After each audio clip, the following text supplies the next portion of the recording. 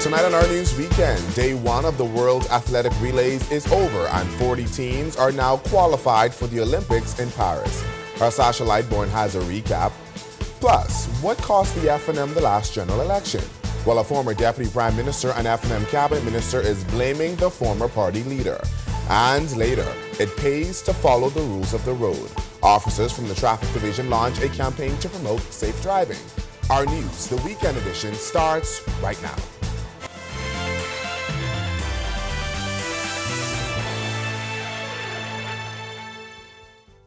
Welcome to our news, the weekend edition. Thanks for joining us. I'm Berthany McDermott, sitting in for Megan Shepard. The top athletes from over 40 countries are going head-to-head in the World Athletic Relays, which got off to a blazing start yesterday at the newly renovated Thomas A. Robinson Stadium. With a full Junkanoo rush out and performances by several Bahamian artists, day one was one to remember.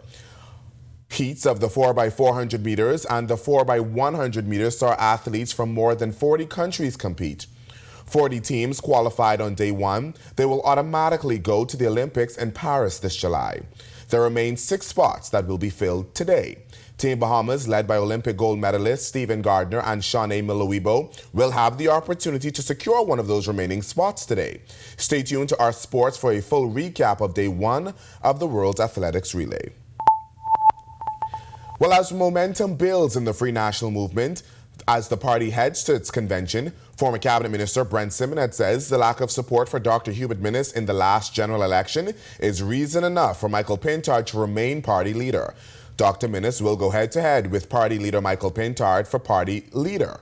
Simonet, who served in the last Minnis-led cabinet, has publicly thrown his support behind Pintard. The FNM won the last election if their supporters turned out to vote. If you look at the number of people that did not turn out to, and majority of the reason they didn't turn out to vote, I think is a proven fact, is they did not support the Minnis government. So that's another reason to give the young man, Mr. Pintard, a chance, because Dr. Minnis has had a chance, it didn't work out. Step aside and let the new generation take over and run this country. The FNM suffered a crushing defeat in the 2021 general election with Dr. Minnis at the helm. Simonet, who has served under just about every leader in the FNM's history, says it's time for a new generation of leaders. He was also the Deputy Prime Minister under the last Ingram administration. Simonet is confident in the FNM's ability to snag the next general election, saying the PLP has lost support. They are very disgruntled. Their policies are only affecting a few of them.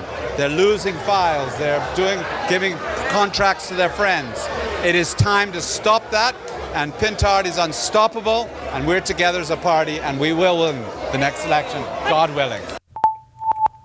Meanwhile, FNM Chairman Dr. Dwayne Sands says Grand Bahama is feeling neglected amid a public spat between the government and the Grand Bahama Port Authority. The government has demanded the GBPA pay some $300 million or face arbitration. The GBPA has since said they don't owe the government a dime. Sands called the whole situation frustrating. For the government's major initiative to be a match, a shouting match, I could use another term, a public spat, as their most significant policy decision in Grand Bahama, is not only disappointing, it is infuriating. The GBPA had 30 days to pay the money. That deadline passed late last month. Since then, Attorney General Ryan Pinner has confirmed that lawyers from the government and the GBPA met in Grand Bahama. But there has been no word from either side about the next move. Sands says the government's position is ill-advised. I think it is going to continue to backfire, and certainly it is not going to generate any support from the people of Grand Bahama who need opportunities as opposed to just rhetoric and tough talk. Medicinal marijuana could soon be legal. Health and Wellness Minister Dr. Michael Darville telling reporters legislation is in its final stage of drafting, with hopes of being tabled before summer. Our Joshua Williams has the details. I want the Bahamian people to know that very shortly we will be laying these compendium of bills and get on with the passing of medical marijuana in the Commonwealth of the Bahamas. That confirmation coming from Health and Wellness Minister Dr. Michael Darville as the push to legalize medicinal marijuana is moving forward. This comes after months of consultations and drafting by the Attorney General's office. There's been a lot of speculation about when legislation will be brought to Parliament. The last update was an assurance from Attorney General Ryan Pinder that a bill would be tabled in January of this year, but that didn't happen. Here's what Darville had to say. We need to table it before the next budget. I cannot give you an exact date. Me and the Attorney General are wrapping up all of the parameters in order for them to be laid. We need to get this done. We've been speaking about a year and a half. We have massive consultation. No bill is absolutely perfect, but I assure you the compendium of the medical marijuana bills or cannabis bills are at a standard that we believe is safe for the Bahamian people and to ensure that these therapies reach in the hands of those individuals who have been bombarding us to deliver this bill and at the end of the day pass it through Parliament and make it law. And as the world advances in medical knowledge and technology, Dr. Darville says the benefits of medicinal marijuana are clear. I believe that we have something that is very palatable, is good, and it is unique for the Bahamas, and I believe it will prove to be very beneficial for patients who are seeking medical cannabis for serious medical illnesses and do not have to cross borders with certain derivatives of cannabis that currently is breaking the law. We need to get this done. The local Rastafarian community has made it known how they feel about the bill, and the health minister says talks with them have been good. We are very concerned that we do it right. No one in any bill get everything that they want. But I believe that through the mitigation and through discussions, I think we have something that is workable, something that is safe, something that the Bahamian people can be proud of, and something that the community can benefit economically from the industry once it is put in place. Reporting for Our News, I'm Joshua Williams. Thanks, Joshua. When Our News Weekend comes back from the break, $1.4 million has been pumped into roadworks in Grand Bahama, and it seems residents are seeing results. And showcasing Bahamian talent through art. Art Lukaya is providing a space for local artists to showcase their work. That's coming up when Our News Weekend returns.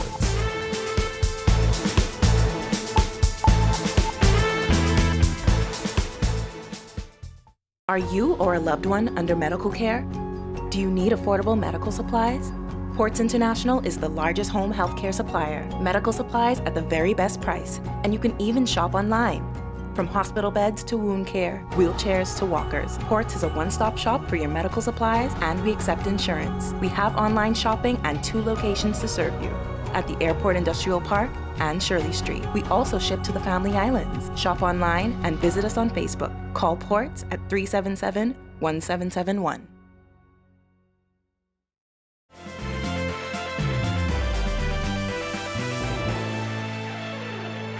Do you consider yourself a safe driver? If so, police are pushing to curb accidents and promote public safety. The officers assigned to the Royal Bahamas Police Traffic Division have initiated a campaign encouraging individuals to prioritize safe driving practices. Telling us more about this initiative, ASP Demetria Capron. We partnered with several partners, and what we're doing is we're giving persons incentives who are doing the right thing, who do have their vehicles licensed, insured, are driving with their seatbelts. We've given out vouchers, food vouchers, meal vouchers, tablets, and for our next initiative, we have some headphones that we are going to give out so that they Bluetooth to your phone, so you'll be able to answer your phone responsibly and not be distracted by it. With an uptick in traffic accidents reported in recent months, authorities are doubling down on fostering responsible behavior behind the wheel. As the campaign gains momentum, authorities are urging motorists to follow the rules of the road. We're asking persons, do not drink and then drive. Do not drink and drive. Pay attention to the posted speed limits. Put on your seatbelt. Do not drive distracted. Do not be using your cell phone, talking to the children in the back of the car, fussing with the children in the back of the car, putting on your makeup, eating food, using your cell phone inside your hands. Pay attention to the road, and that's even if you have the right of way. If you've driven around the city of Freeport recently, you may have seen a difference in the state of the roads. That's because of Phase 2 of the Grand Bahama Port Authority's 5-year roadwork infrastructure program. For the final 3 years of the program, the GBPA awarded 3 contracts valued at $1.4 million. Those funds will be divided among 3 contractors: Freeport Construction Company, Bahamas Hot Mix, and WAF Construction, to repair, reconstruct, and resurface 18 roads within the city. These contractors sharing more about the works. We've been awarded a total of 5 sections of the work, namely a portion of East Sunrise Highway, Silk Cotton Street, Oleander Street, Green Turtle Street, and Westminster Drive. We have 6 roads to do for the Port Authority. The biggest one will be GB Highway and West Sunrise by the Regency, as he talked about. And we'll meet with Troy at a later date for scheduling and notices to the public. We're looking forward to working collectively with GBPA on the delivery. Commencement, we're mobilising materials at the moment, so we'll be good to go within the May time period. We just look forward to the public assisting us with observing our traffic management and detour routes. Now, there is concern around street lighting, which Deputy Director and City Manager of the GBPA, Troy McIntosh, is encouraging residents to report to their hotline at 352-2000. The GBPA has also been trying to rid the city of derelict vehicles. I think for the year we probably completed about 2 or 3 cycles of removal, probably somewhere around about maybe a little under 100 vehicles we have moved for this physical period. We have another 40, I think we have tagged, and we're just waiting to issue those to vendors. So that's been going really, really well. But we encourage persons, where possible, contact scrap yards to make sure those vehicles are moved and not accumulated in your yard. Meanwhile, the orange economy is taking off in Grand Bahama. Art Lucaya, an organization created to showcase Bahamian talent, recently opened an art gallery in the Port Lucaya marketplace. Artists will be able to keep all of their proceeds from their sold pieces. This year, their annual fundraising Cocktails for a Cause event raised thousands of dollars. In addition to that event, there was also a special exhibit featuring high school students. Art Lucaya founder and chairperson Fatima Zara Kabab. Well, what we're going to try to do this year, which we didn't have last year, is to have a bit more mentoring.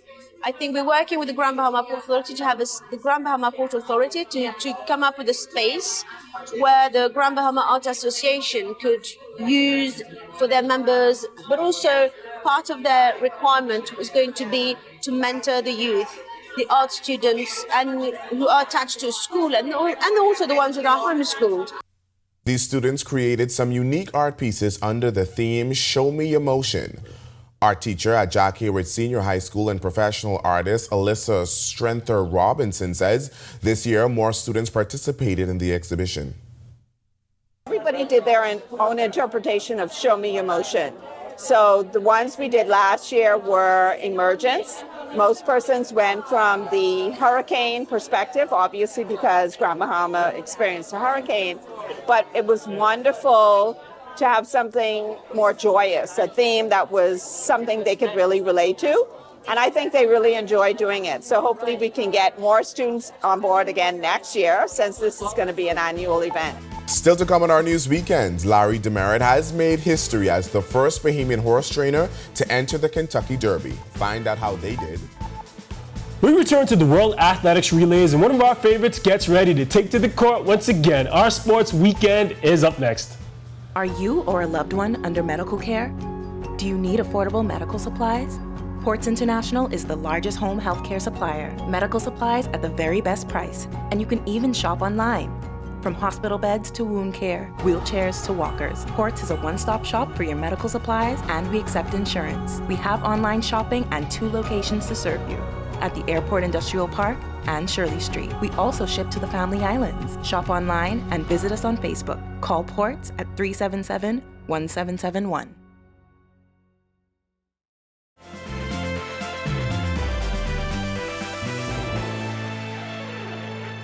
This is our news weekend. Welcome back. Larry Demerit and West Saratoga's Kentucky Derby run has ended for the year, but they have made history despite missing out on the top 3 finish. Demerit is the first Bahamian horse trainer with a horse in the Derby and the first black trainer to participate in the Derby in 35 years.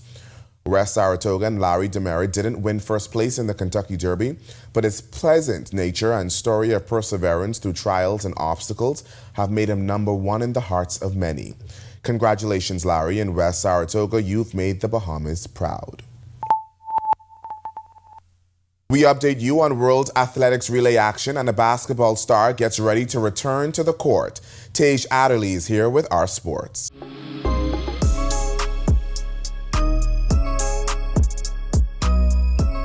Thanks, Bethany. Good evening. Happy Cinco de Mayo. I'm Tage Adderley here with your Sunday edition of Our Sports. The World Athletics Relays is continuing at the Thomas A. Robinson Stadium right now. Our Sasha Lightburn was there yesterday, and she has a recap of the action.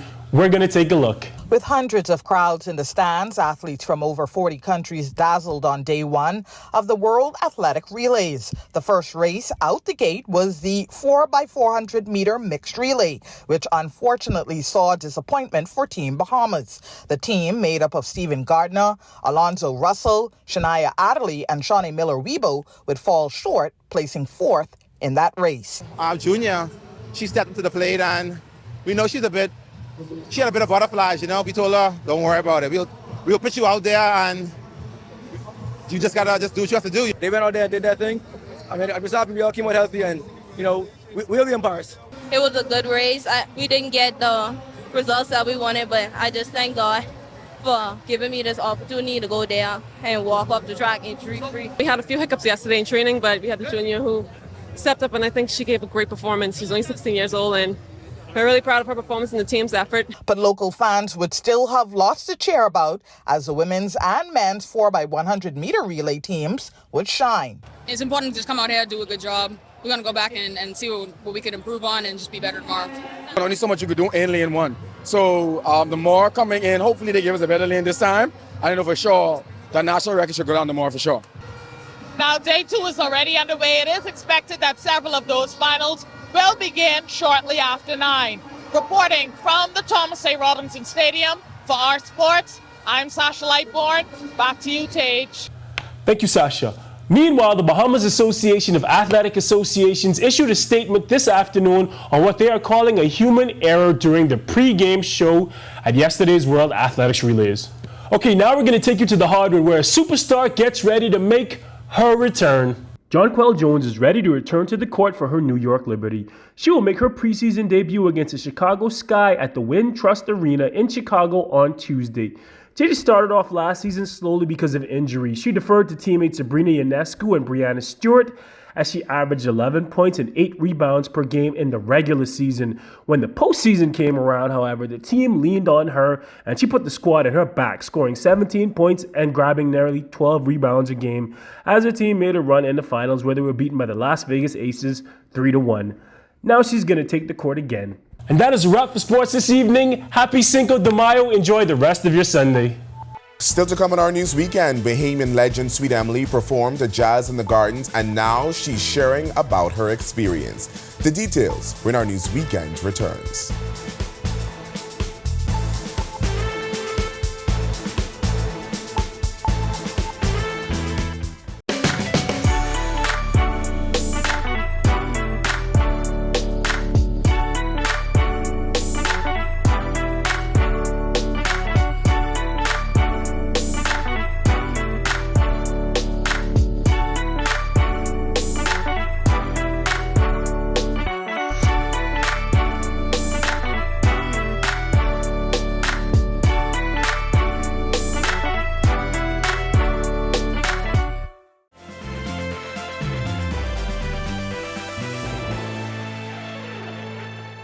Welcome back to Our News Weekend.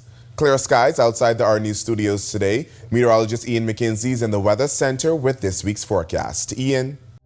Thanks, Bethany, and good evening, Bahamas. Welcome to your Sunday evening forecast, Cinco de Mayo. Currently outside our studios, we're under a few clouds. Temperature 79. Winds are from the east-northeast at 10 miles per hour. Comfortable feels like temperature of 76. Current temperatures across the country at this time is set at 79s in Freeport, Allenstown, Great Harbor Key, Nicholstown, and in the capital, a pair of 77s in Marshall, Abaco, and Governor's Harbour, Lutheran. The Central Bahamas, 78s in Camps Bay, Georgetown, as well 77s in Arthurstown and Coburntown, San Salvador, 79 in Deadman's Key, Long Island. For the southeast Bahamas, we have 80 in Duncan Town, as well as Colonel Hill, Crooked Island, 79 in Delectable Bay and Abrahams Bay, 80 in Providenciales, and 82 in Matutang and Nagua. First look now at our satellite and radar imagery. Beautiful conditions. This is all courtesy of high pressure system keeping clouds and rain-free conditions across our area pretty much throughout the week. Boating forecast, however, we still have that caution out there.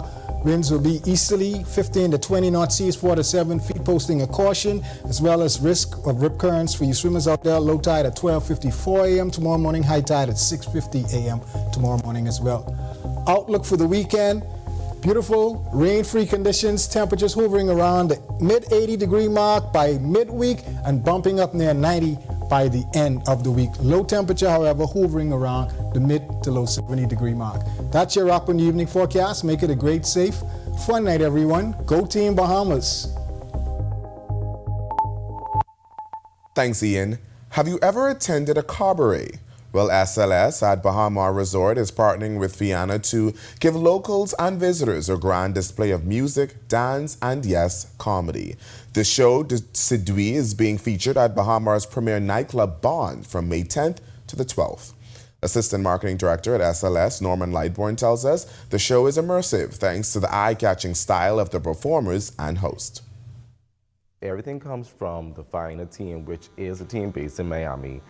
So they have a lot of salsa, a lot of different styles of music. They have cast from around the world. It's a lot of acrobats, fire dancers, comedians, singers. It's everything in one show, all here at Bond.